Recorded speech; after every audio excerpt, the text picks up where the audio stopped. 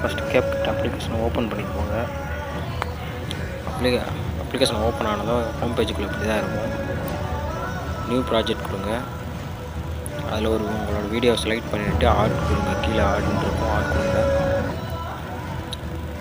Add கொடுத்தீங்கன்னா உள்ளே போயிடும். உள்ளே போனதுக்கப்புறம் வீடியோ ப்ளே பார்த்துட்டு கீழே அட்ஜஸ்ட்மெண்ட்டுன்னு இருக்கும். ஸ்க்ரோல் பண்ணிங்கன்னா அட்ஜஸ்ட்மெண்ட்டை கிளிக் பண்ணுங்கள். அதில் நான் சொல்கிற எவ்வளோ மட்டும் மெயின்டைன் பண்ணுங்கள்.